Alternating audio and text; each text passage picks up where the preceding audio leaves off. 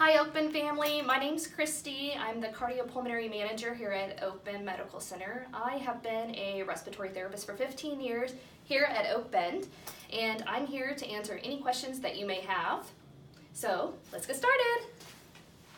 What are some ways to keep your lungs healthy? So number one, don't smoke. But if you do smoke, it's never too late to quit.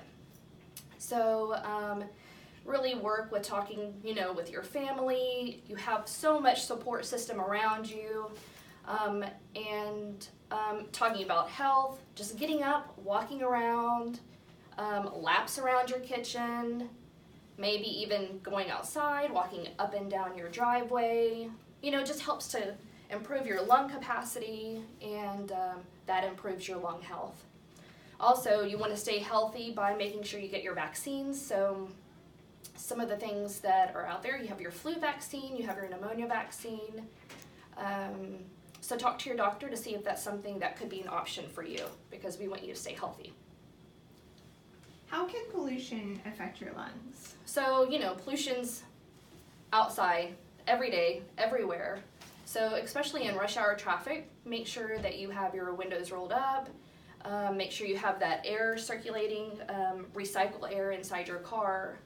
Those that already have developing lung disease, having an air purifier inside your house helps to keep the air around you clean. The pollution in the air, affects your lungs and helps, it causes restriction, so that in turn causes you to have shortness of breath, and nobody wants to be walking around short of breath. Are electronic cigarettes as bad on your lungs as smoking regular cigarettes? Oh, that's a good question. So e-cigarettes are fairly new on the market. They have been out for probably 10 years. So there's not a lot of history on what are the long-term effects. So you have to look towards what are cigarettes and what the causes of the cigarette smoke do for your lungs. So of course you're inhaling the toxins, so that causes your lung restriction, in turn causes you to become short of breath.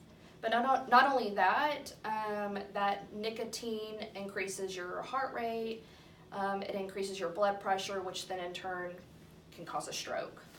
So although there's not a lot of research on e-cigarettes, I would say it's fairly similar to to regular cigarettes. Can you get lung cancer from secondhand smoke? Yes, and we frequently see that a lot within the hospital setting. People say, I've never smoked ever in my life, but being around somebody that does smoke, you're inhaling what they're inhaling, and when they exhale, you're breathing in that same smoke. So being around that secondhand smoke, causes your cells to start that process of lung cancer if that's in your gene makeup. Being around secondhand smoke too really affects children. So making sure that when you do smoke that you're outside, don't smoke in the car. Some of the side effects for these kids, they start developing asthma, chronic ear infections. You see even SIDS, that sudden infant death syndrome. So making sure that, when you do smoke, be cautious about who's around you, especially these kids. What are some of the signs of lung cancer?